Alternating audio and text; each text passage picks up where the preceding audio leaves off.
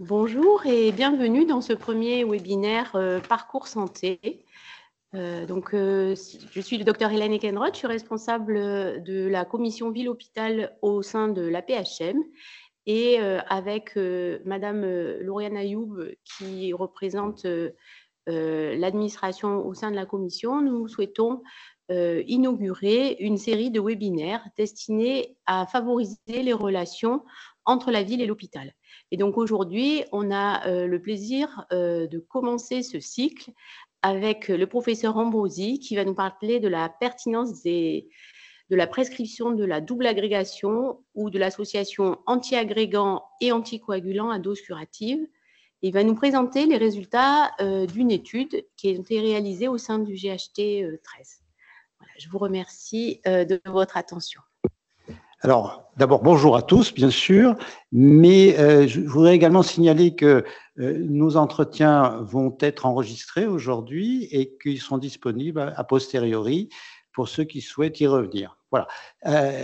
D'abord, un grand merci à toute l'équipe qui nous entoure là aujourd'hui, qui a permis que se fasse ce webinaire. Alors, je suis extrêmement motivé, je vais vous dire pourquoi. J'ai fait la visite ce matin, j'ai fait la visite d'un service de post-urgence à orientation cardio-AVC. Et ce que j'ai vu me conforte dans l'idée qu'il faut vraiment qu'on communique sur ce sujet, parce que j'ai encore vu ce matin un patient sous anticoagulant plus anti-agrégant, sous cardégique, et qui ne le méritait pas puisque son stent était très ancien et que donc évidemment il était anémié. Voilà, donc c'est vraiment un sujet du quotidien et c'est pour ça que nous avons mené cette enquête au sein du GHT, enquête qui a réuni 11 hôpitaux au sein du département, ce qui me paraît un résultat tout à fait extraordinaire. Et on va y revenir dans un instant, mais avant de nous plonger dans les résultats de cette enquête, je voudrais dire un mot, et c'est la diapositive suivante, sur les indications reconnues de l'association d'antithrombotiques. Alors, si vous voulez, on va commencer par l'association anti-agrégants anticoagulants. Et le premier cas de figure, c'est un cas de figure dans la pratique qu'on rencontre peu, hein, qui est celui des valves mécaniques en général mitrales à haut risque thrombotique, c'est-à-dire les gens qui font des petits AVC ou des gros AVC d'ailleurs, alors qu'ils sont déjà sous anticoagulants. Et comme on est un peu limité sur le plan thérapeutique, on a le droit d'ajouter à ce moment-là de l'aspirine en plus de l'AVK.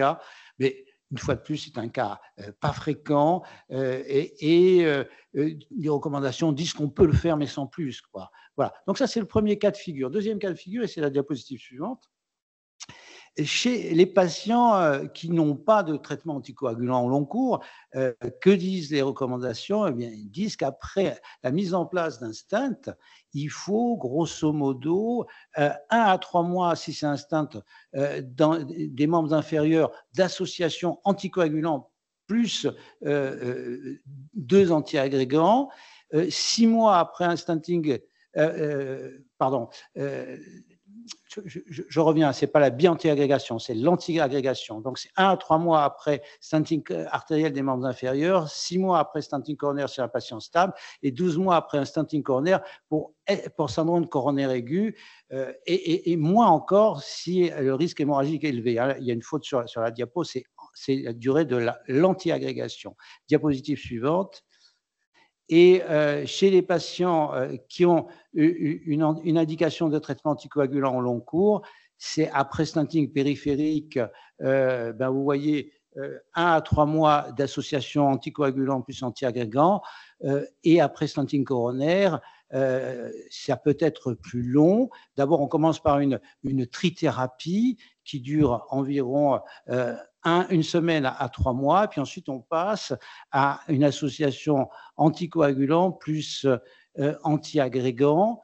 En général, d'ailleurs, c'est un antiagrégant pas trop puissant, c'est du clopidogrel, et ça dure 6 mois après un stenting coronaire chez un patient stable et 12 mois après stenting coronaire pour un syndrome coronaire aigu. Donc, vous voyez que dans le temps, la durée du double traitement antithrombotique est très limité par la recommandation. Donc, si c'est 2 antiagrégants, c'est au maximum 12 mois. Si c'est un anticoagulant plus un antiagrégant, c'est là encore maximum 12 mois. Et après, il faut passer à une mono-antiagrégation s'il n'y a pas d'indication de traitement anticoagulant, ou alors il faut passer à un traitement anticoagulant seul. Voilà, ça c'est vraiment le point numéro 1.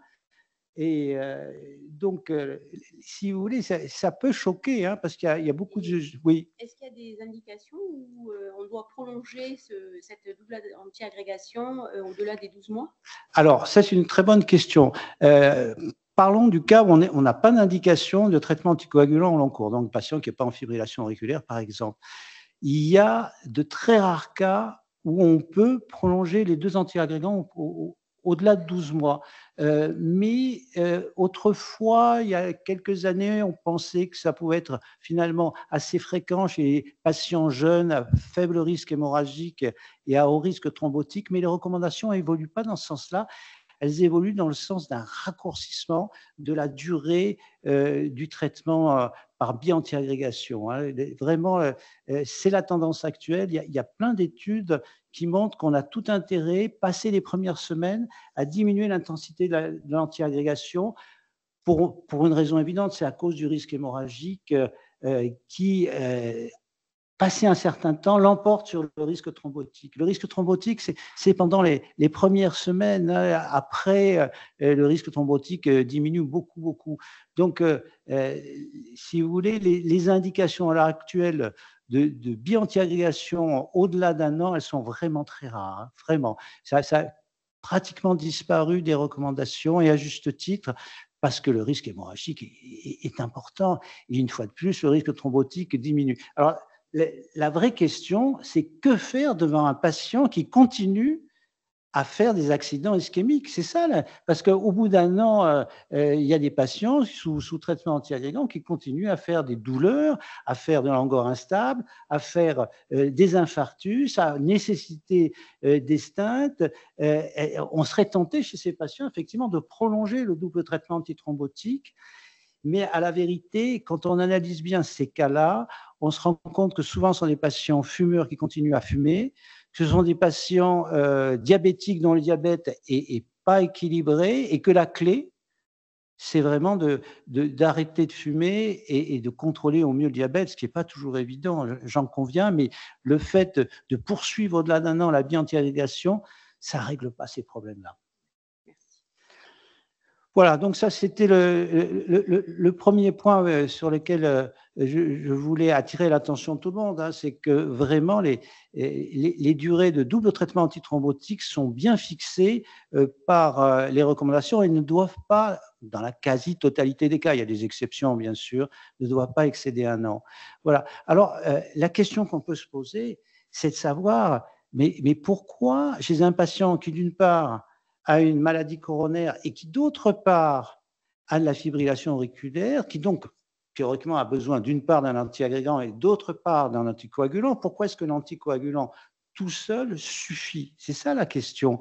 Est-ce qu'il n'y a pas vraiment besoin chez ces patients d'un antiagrégant en plus d'un anticoagulant? Et la réponse, elle est sur cette diapositive. Alors, dans le détail, on ne verra peut-être pas tout ce que je veux montrer, mais si vous voulez, en haut de la diapo, on voit que le mécanisme de la thrombose coronaire, c'est un mécanisme de rupture de plaques, de fissuration de plaques, donc c'est la maladie artérielle qui intervient, et cette fissuration, comme le montre bien le schéma, implique une activation plaquettaire. Et c'est à ce niveau-là qu'agit l'antiplaquettaire, qu'il s'agisse de l'aspirine, qu'il s'agisse des thiénopyridines. C'est comme ça qu'on arrive à empêcher le début de la thrombose. Et puis ensuite, derrière, dès que la plaquette est activée, et après qu'elle se soit agrégée, survient l'hémostase secondaire avec la formation de la fibrine qui va capturer, emprisonner les globules rouges et former le caillot rouge. Mais on commence par un caillot blanc, et c'est pour ça que la prévention de la thrombose coronaire, d'une manière générale, la prévention de la thrombose artérielle, elle commence par la mise en place d'un traitement antiplaquettaire. Et vous allez me dire, mais alors, pourquoi est-ce que le traitement anticoagulant suffit à la place de l'antiagrégant? Pourquoi, passé 6 mois, 12 mois, on peut arrêter l'antiagrégant et se contenter de laisser un anticoagulant chez les patients qui ont besoin d'un anticoagulant, j'insiste, c'est-à-dire les patients qui ont fait une embolie pulmonaire, chez les patients qui ont une fibrillation auriculaire? Eh bien, on peut faire ça parce que finalement, l'anticoagulant agit également sur l'agrégation plaquettaire, d'une part. En effet, comme le montre le schéma, la thrombine est un des agonistes plaquettaires et donc la thrombine est inhibée par le traitement anticoagulant. Et donc, dès lors que vous donnez un traitement anticoagulant, vous avez de facto un effet anti-agrégant. Ça, c'est la première raison. Et puis la deuxième raison, c'est que pour faire un caillot, il faut quand même aussi une hémostase secondaire, il faut activer tous les facteurs de la coagulation que vous connaissez, et c'est donc le rôle du traitement anticoagulant. Vous voyez, donc, le traitement anticoagulant, sur le plan théorique, peut se substituer au traitement anti-agrégant. Il est plus puissant, et évidemment, il fait plus saigner. Et c'est pour ça que chez le coronarien, on va donner en première intention, s'il n'a pas besoin de traitement anticoagulant, un antiagrégant seul. Et effectivement, nous, on a travaillé sur le rôle des anticoagulants versus des antiagrégants, savoir qu'est-ce qui était finalement provoqué le plus d'hémorragie. La réponse est sans ambiguïté. Les anticoagulants font 2 à 3 fois plus saigner que les antiagrégants, quels qu'ils soient, que ce soit les AVK, les AOD, etc. Ça fait vraiment plus saigner. Et c'est pour ça que chez le coronarien, on peut se contenter de donner un antiagrégant, mais chez un patient qui a déjà un anticoagulant à cause d'une fibrillation auriculaire, par exemple, eh bien, on va se contenter de l'anticoagulant qui va suffire largement pour prévenir les événements coronaires. Et c'est largement démontré. On a plein d'études qui comparent un antiagrégant à un anticoagulant. Il y a autant d'infarctus sous antiagrégant que sous anticoagulant. Il ne faut pas vivre avec l'idée que l'antiagrégant est indispensable pour prévenir la thrombose coronaire. Voilà, ben moi, j'ai appris quelque chose, que les anticoagulants avaient une action antiagrégante et que du coup, ben, il fallait en tenir compte. Bien sûr. Oui, pour 1000 raisons. Voilà. Bien, alors, ça, c'était le premier versant, hein, dire l'anticoagulant suffit chez un patient coronarien. Il suffit, sauf juste après la mise en place d'un stent. Et le deuxième argument, pour se contenter d'un anticoagulant et pas associer anticoagulant plus antiagrégant chez un patient qui a par exemple de la fibrillation auriculaire et une coronaropathie, c'est que ça saigne beaucoup plus sous bithérapie que sous anticoagulants seuls. Alors ça, c'est un essai tout à fait récent qui vient d'être publié dans le New England et qui montre les événements cumulés. Vous voyez, c'est mort, infarctus, AVC, revascularisation en urgence et saignement majeur sous 2 types de traitements. D'une part, de l'édoxaban qui ressemble beaucoup à notre Xarelto rivaroxaban, et d'autre part, une association édoxaban plus anti-plaquettaire, anti-agrégant. Et vous voyez évidemment qu'il y a beaucoup plus d'événements sous l'association que sous édoxaban seul. C'était des patients qui tous étaient des coronariens en fibrillation auriculaire, mais stable, hein, il n'y avait pas eu de stent récent, vous voyez. Donc, alors vous allez me dire pourquoi est-ce qu'il y a cette différence d'événements entre les deux groupes. Il y avait à peu près autant d'accidents ischémiques, c'est-à-dire d'infarctus entre autres, dans les deux groupes, mais il y avait beaucoup plus de saignements, comme vous imaginez, dans le groupe qui recevait l'édoxaban plus l'antiagrégant. Donc clairement, chez ces patients stables, à distance du stenting, il ne faut pas associer un anticoagulant et un antiagrégant, sauf si on veut les faire saigner.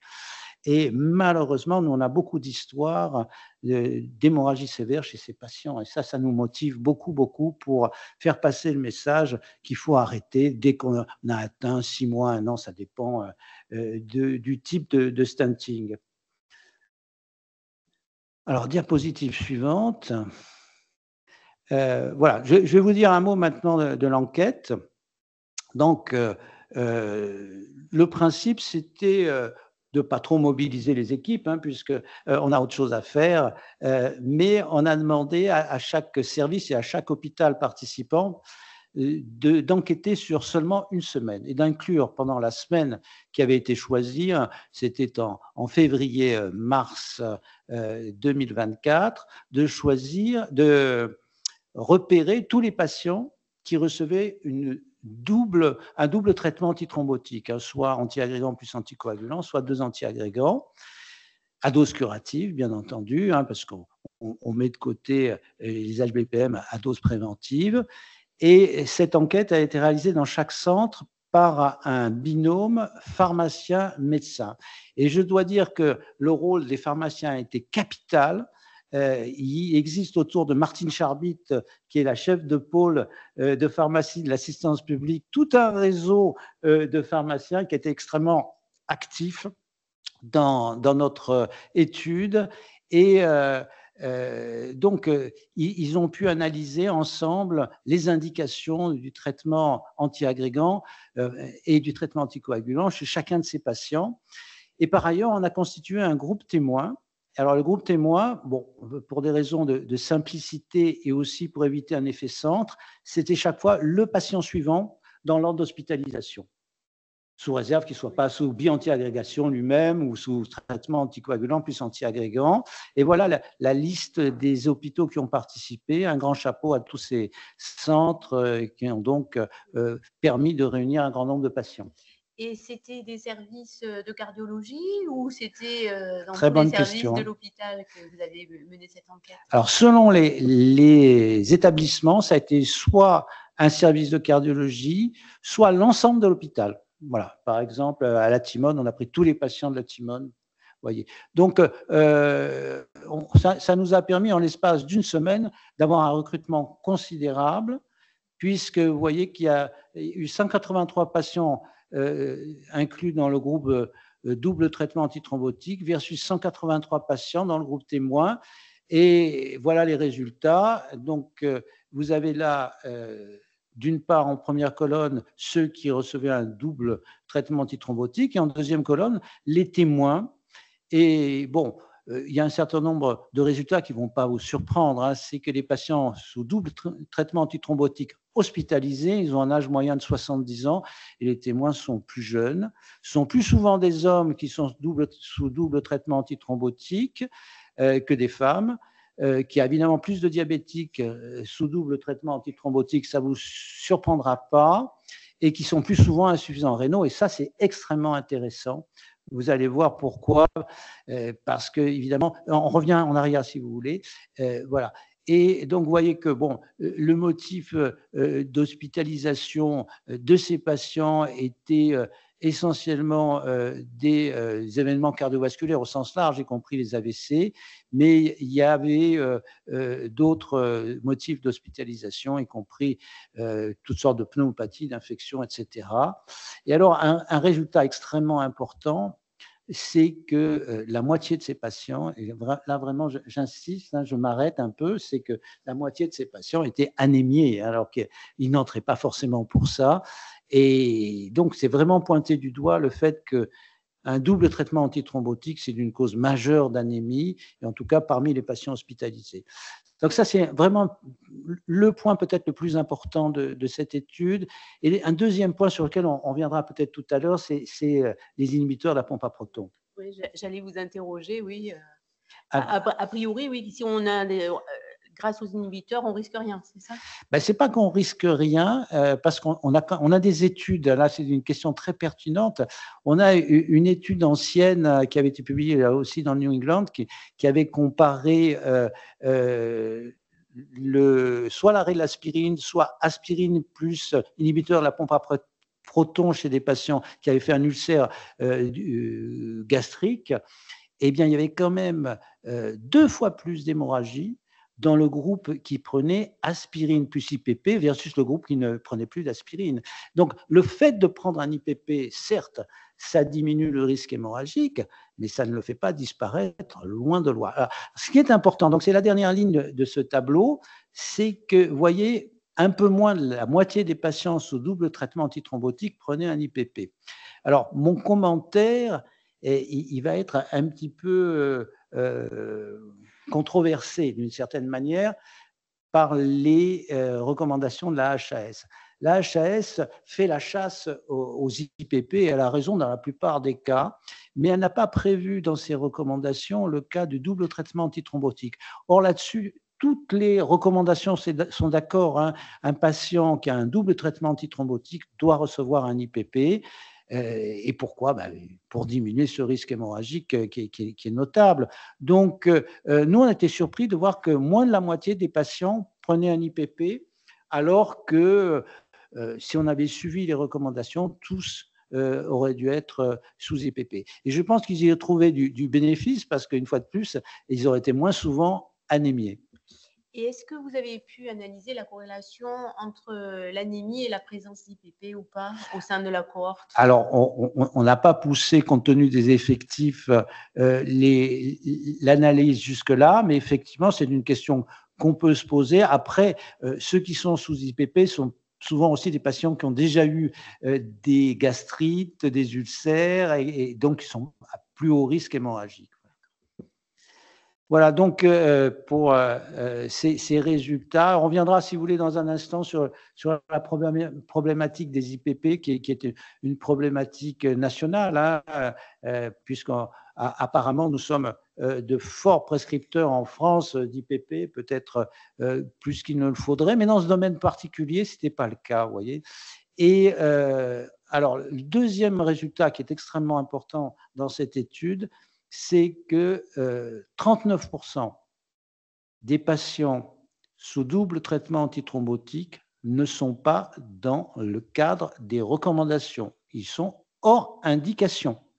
Ça veut dire que ce sont des patients qui, à un moment donné, avaient une indication d'une association d'anticoagulants plus antiagrégants ou une indication de double traitement antiagrégant, mais qu'on a oublié d'arrêter le traitement antiagrégant à un moment donné. Voilà. Donc, on ne devrait plus être qu'en monothérapie, mais on est encore en bithérapie antiagrégante.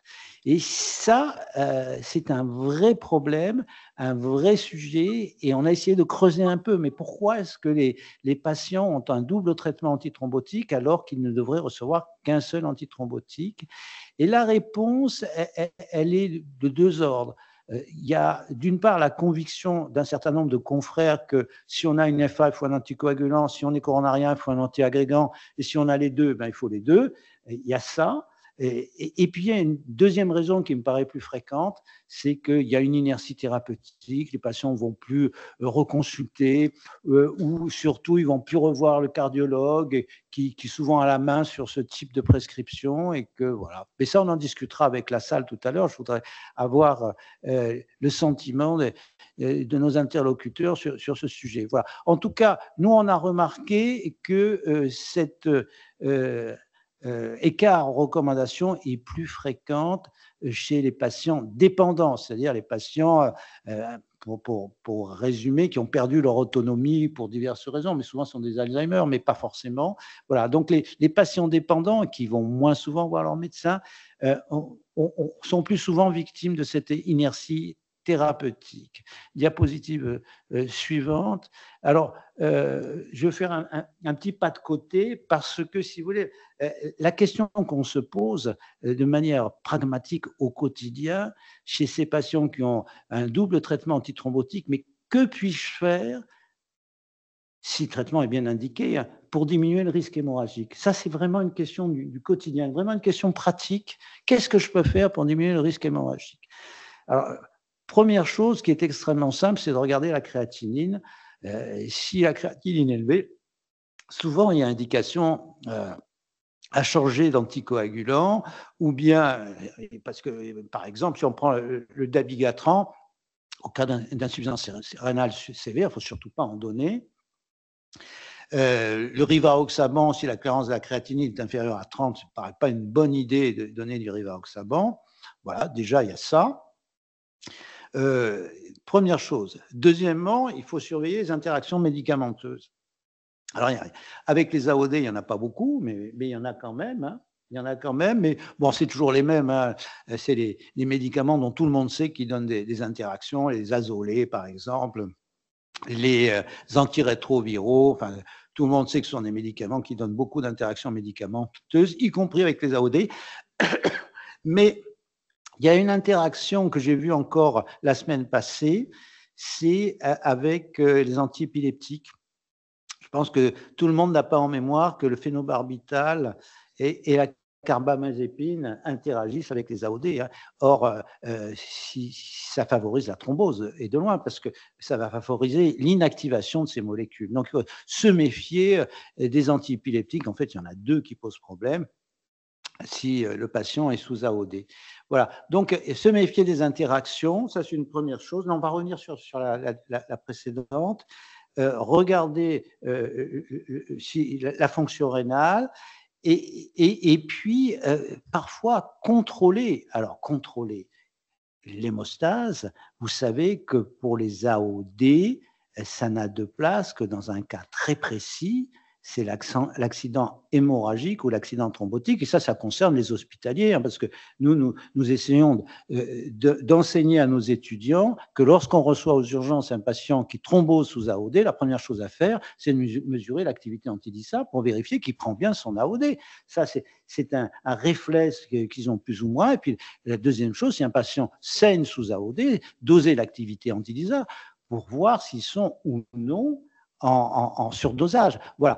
Après, il y a la problématique des AVK et on a encore un certain nombre de patients sous AVK qui ne sont pas sous Coagucheck. Alors, vous allez me dire que je fais de la publicité pour une marque. Ben, je vous rassure, hein, je n'ai absolument aucun conflit d'intérêt avec qui que ce soit. Je n'ai pas le droit d'ailleurs d'avoir des conflits d'intérêt avec l'industrie. Donc, si je vous montre ce Coagucheck, c'est que vraiment dans la prise en charge du traitement par AVK, ça me paraît une avancée considérable. Et en particulier parce que ça permet au patient de mesurer son INR quand il veut, où il veut. Et il y a 15 jours, nous avions un patient qui repartait pour Zanzibar, il était bien content d'avoir le Coagucheck. Vous imaginez que ça ne doit pas être très facile de suivre son INR à Zanzibar. Oui. Non, parce que moi, je ne connais pas ce dispositif. Donc, ça permet avec une goutte de sang sur une bandelette de connaître l'INR, c'est ça? C'est exactement l'équivalent d'un lecteur de glycémie, exactement. Avec le même principe, il suffit d'y voir suffisamment bien pour pouvoir mettre sa goutte de sang sur la bandelette, et 20 secondes après, on a le résultat qui s'affiche avec une bonne corrélation avec l'INR veineux. Il y a quelques limitations. Les patients qui voient très mal, qui ne peuvent pas s'en servir tout seuls, mais ils peuvent faire appel à leur infirmière ou à leur infirmier. Et nous, on forme les infirmières et les infirmiers à la manipulation du Coagucheck. Et puis, il y a des patients voilà, qui préfèrent déléguer au laboratoire. Mais très honnêtement, ça permet un ajustement jour après jour de l'INR dans les périodes difficiles. Je vais vous raconter une histoire qui m'a beaucoup touché. C'est celle d'une patiente qui était sous AVK au long cours pour une fibrillation auriculaire valvulaire.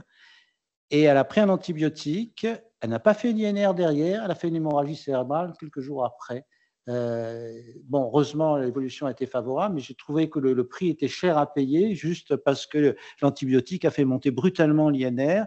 Si elle avait eu le Coagucheck, elle aurait eu le résultat de son INR le lendemain, le soir même, et elle aurait pu adapter les doses. Voilà. Donc, je pense que c'est vraiment un avantage dans la gestion du traitement AVK. Alors, il y a une limite, hein, il faut que les patients soient formés et on assure une fois tous les 14 jours à la TIMOM une formation pour la prise en main à la fois théorique et une formation pratique. Ça dure une demi-journée et ça permet aux patients de pouvoir s'acheter dans la foulée le Coagucheck qui est maintenant remboursé pour tous les patients sous AVK, ce qui n'était pas le cas il y a encore peu de temps. Voilà. Oui. Non, mais merci. Voilà, donc ça c'est une chose importante, mais progressivement les gens sont au courant, hein, mais il y a encore un certain nombre de patients sous AVK qui n'en disposent pas. Alors il y a ceux qui n'en veulent pas, une fois de plus, mais dès qu'on a affaire à quelqu'un de volontaire, dynamique, c'est facile. Et le cas échéant, ce sont les aidants qui peuvent gérer le coagut tchèque. Diapositive suivante. Voilà, ben, le but final, c'est d'éviter ça, quoi. Ça, j'ai pris ça dans le dossier d'un de nos patients qui est, vous voyez, c'est une hémorragie gastrique sous double traitement antithrombotique et vraiment le but de ce webinaire, c'est de répandre l'idée que dans beaucoup de cas, on peut raccourcir la durée de traitement, de double traitement antithrombotique. Voilà. Et maintenant, évidemment, je suis à votre disposition pour répondre aux questions et aux critiques. Voilà. Voilà. Donc, moi, en fait, j'ai une question quand on se retrouve avec un patient qui a ce double traitement et qu'on n'est pas un spécialiste des indications, qu'est-ce que vous proposez pour réévaluer la pertinence en fait du traitement? Je pense que j'imagine peut-être que parfois, quand on est médecin traitant, on va reconduire une prescription qui peut-être dans les premières semaines, premiers mois était en adéquation avec les recommandations et qu'ensuite, en l'absence de consultation chez les spécialistes, on se retrouve un petit peu coincé ou en limite de ce qu'on peut faire. Ah, je pense que c'est l'explication la plus fréquente, effectivement. Hein, la difficulté qu'il y a à prendre pour le médecin traitant une décision qui peut paraître parfois à risque, dans le sens où on a l'impression qu'en maintenant un traitement antithrombotique puissant, on prévient l'accident thrombotique, alors que souvent leur rapport bénéfice-risque n'est pas évident. Voilà. Donc effectivement, non, je pense que, comme vous le soulignez, il faudrait que ces patients soient évalués au bout d'un an systématiquement par leur cardiologue. D'accord. Et est-ce qu'il y a des antiagrégants qui sont plus à risque hémorragique que d'autres? Ah, largement, oui, c'est une très bonne question, hein, parce que on a avec le ticagrelor, c'est-à-dire le Brilique, et avec le prasugrel, c'est-à-dire l'Effiant, des antiagrégants extrêmement puissants, beaucoup plus puissants que le clopidogrel et le cardégique, et l'aspirine, ou l'aspirine protect. Voilà, donc beaucoup plus puissants. C'est pour ça d'ailleurs que les recommandations vont dans le sens de diminuer actuellement de manière drastique la durée de bi-antiagrégation impliquant du ticagrelor ou du prasugrel. Hein. Dans certains cas, on devrait pouvoir se passer de ces antiagrégants puissants au bout d'un mois déjà, et passer ensuite à des antiagrégants moins puissants, c'est-à-dire si on doit donner une bi-antiagrégation, on donnera cardégique, aspirine, plus clopidogrel. Merci. Est-ce qu'il y a des questions de la salle?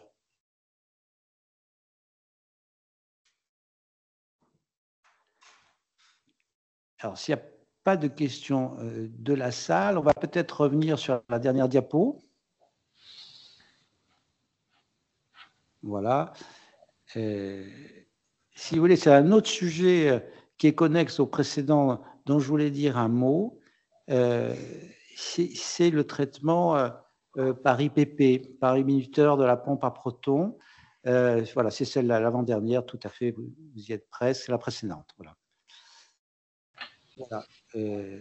Alors, vous savez qu'on est incité par les pouvoirs publics à déprescrire les IPP, ce qui souvent, dans bien des cas, est légitime, hein, mais dans bien des cas, ça s'avère difficile, hein, parce que la vraie vie, c'est des patients qui ont mal et qui n'ont aucune envie d'avoir un nouveau mal de leur œsophage ou de leur estomac. Hein. Donc, c'est bien difficile d'arrêter dans ces conditions-là. Alors, nous, on a entrepris au niveau de l'assistance publique, d'abord d'informer, bien évidemment, et puis deuxièmement, chaque fois que c'est possible, de prescrire les IPP à la demande, voilà, mais pas de manière systématique, chaque fois que c'est possible. Alors, une fois de plus, il y a des patients qui vous disent, dès qu'ils arrêtent, ils souffrent. Bon, donc bien évidemment, ça n'a pas de sens d'arrêter l'IPP chez ces patients-là. Mais vous voyez, on avait, à l'occasion de ces protocoles de déprescription, listé les indications des IPP au long cours. Et finalement, si on peut peut-être un peu dégager la partie droite de l'écran, voilà, vous voyez que ce que la HAS et les recommandations reconnaissent comme indication des IPP au locaux, il n'y en a pas tant que ça, quoi, hein. C'est les deux premières lignes, c'est des œsophagites sévères et des œsophagites très particulières comme l'œsophage de Barrett. Ne me demandez pas ce que c'est la gastroentérologie. Voilà. Donc, vous voyez, et puis après, il y a toutes les indications transitoires qui vont de l'ulcère gastro-duodénal au syndrome de Dollinger-Ellison. Il y en a beaucoup, beaucoup, y compris la prise d'INH, c'est le sujet âgé, c'est le sujet qui est déjà sous antiagrégant. Mais à côté de ça, vous avez les indications qui nous intéressent aujourd'hui. Vous avez donc le double traitement antithrombotique, puis vous avez tous les patients qui sont haut risque de stress, y compris les patients, la plupart des patients qui sont ventilés en réanimation. Hein. Cela, ça me paraît difficile de leur arrêter les IPP, en sachant d'ailleurs que les recommandations, entre autres de l'ASFAR, poussent à l'utilisation des inhibiteurs de la pompe à peptone dès lors qu'il y a des facteurs de risque d'hémorragie digestive. Voilà, donc c'est un sujet qui mérite une appréciation vraiment individuelle de chaque cas. C'est difficile d'avoir une attitude vraiment univoque. Et il faut discuter avec les patients, voir si à l'arrêt des IPP, ils ont systématiquement mal. Mais il y en a beaucoup qui s'en tirent bien avec un traitement au coup par coup, quoi. Donc, je pense vraiment que ça vaut la peine de faire ça. Est-ce qu'il y a d'autres questions? Pierre? Oui. Oui, merci pour ce topo très intéressant. Moi, j'ai appris beaucoup de choses, hein. Je ne fais pas le fier parce que j'ignorais que les IPP étaient indiqués en cas de double anticoagulation. J'ignorais que l'insuffisance rénale, c'était une indication d'IPP en cas de période opératoire. Et j'ignorais que le Coagucheck maintenant était remboursé. Donc, tu vois, ton topo est vraiment très utile. Non, ma question, c'est plus sur le Coagucheck. Ça se prescrit, c'est un appareil qui a une durée de vie qui est longue. Le patient peut le conserver définitivement?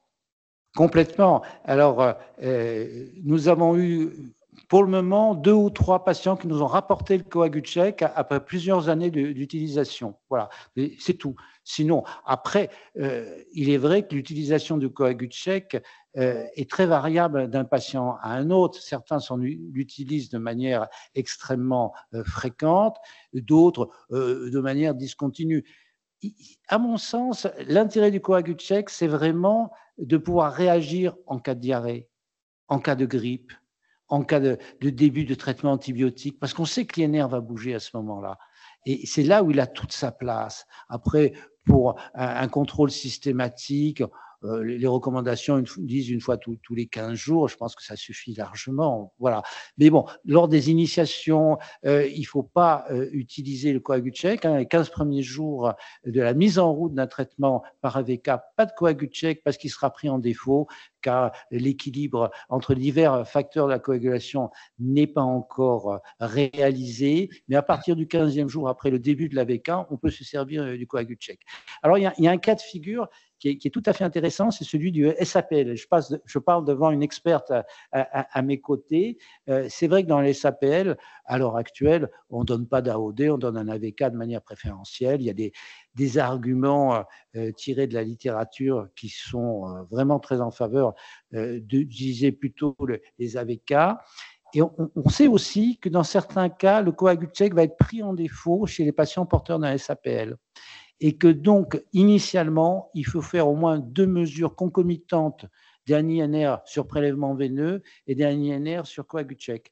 Et si ça concorde bien, ensuite, le patient pourra s'en servir de manière définitive. Mais il faut se méfier, il peut y avoir en cas de SAPL des discordances entre les 2 mesures, à la fois sur le sang veineux et sur le Coagucheck. Et je continue un peu à préciser ma question. Il y a des bandelettes réactives, c'est ça, qui sont associées? Tout à fait. Et on les prescrit également, comment ça se passe? Ou c'est à la charge du patient? Tout ça est remboursé. Il part de la Timone initialement avec une prescription de lancette et de bandelette. Et puis ensuite, c'est le médecin traitant qui renouvelle cette prescription. Et voilà. Et puis, une fois de plus, on a eu des appareils qui sont arrivés en fin de vie, mais en tout petit nombre. Globalement, on a un bon retour.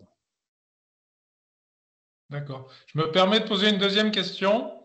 Alors, ça serait plus la question pour le cardiologue. Est-ce qu'on ne pourrait pas imaginer que les cardiologues nous donnent la durée du traitement antiagrégant, anticoagulant, en fonction de l'indication du patient? Oui, je pense que c'était un peu contenu dans la remarque du docteur Eckenroth, effectivement, parce qu'on peut imaginer que le médecin traitant n'a pas en tête la durée optimale de traitement double traitement antithrombotique chez son patient et qu'effectivement, ce serait pas mal que le cardiologue annonce la couleur en disant, bah voilà, on est parti sur un double traitement antithrombotique pour 6 mois, pour 1 an. Voilà, je pense qu'effectivement, ce serait la logique. Merci beaucoup. Est-ce qu'il y a d'autres questions? On va peut-être sur la dernière diapo.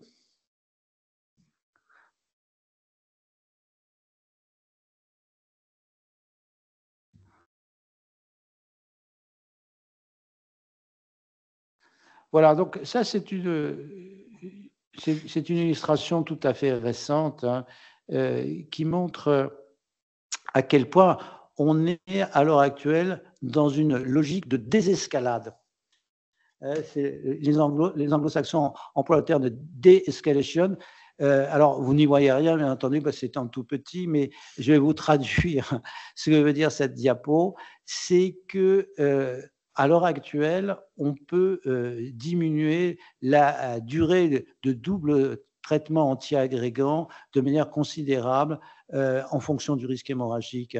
Au départ, on avait annoncé 1 an de double antiagrégation après un syndrome coronaire aigu. Lorsqu'il y a un haut risque hémorragique, et en particulier, entre autres chez le patient insuffisant rénal, on peut diminuer cette durée. Et ce que dit aussi également ce schéma qu'on voit mal, malheureusement, c'est qu'on a tout intérêt à passer d'un antiagrégant puissant pendant les premières semaines à un antiagrégant moins puissant pour les 9 mois ou les 8 mois qui restent derrière. Donc, c'est-à-dire, si c'est une bi-antiagrégation, ça va devenir aspirine plus clopidogrel. Vous voyez. Donc, ça, c'est aussi un message important parce que c'est un peu à rebours de ce qu'on avait observé il y a une dizaine d'années, où au contraire, on avait tendance à élargir la période de double antiagrégation. Et ce qui est frappant, c'est que chez les patients qui ont une artériopathie des membres inférieurs, la durée de double antiagrégation ou la durée d'association d'un antiagrégant à un anticoagulant, s'il y a une indication d'anticoagulant, est beaucoup plus courte que pour la maladie coronaire. Et que même dans certains cas, par exemple chez les patients qui ont déjà un anticoagulant, on peut se contenter de l'anticoagulant après le stenting artériel périphérique. Voilà, ça tient à la taille des artères essentiellement. Et puis, comme disait un de mes maîtres, le professeur Branchereau, si le stent a été bien placé, il sera perméable. Voilà. Est-ce qu'il y avait d'autres questions?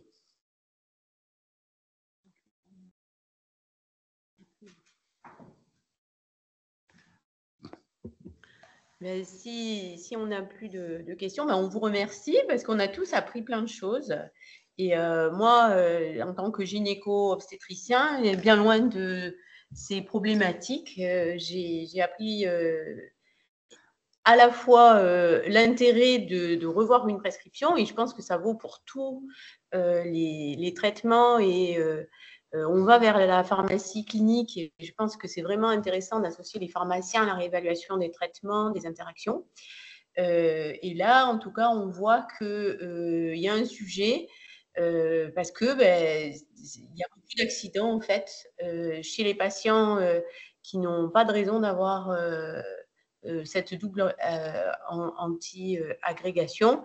Et ça fait vraiment partie de nos références, le fait de ne pas nuire aux patients, d'avoir le juste traitement. Voilà, je vous remercie, professeur Ambrosi. Merci pour votre invitation et bon après-midi à tout le monde. Voilà. Alors, je voulais vous annoncer le deuxième parcours santé qui aura lieu le 4 mars avec le docteur Klein, et le thème sera plaies et cicatrisation. Voilà. À 13h. Pardon. Voilà, je vous remercie. Bon après-midi.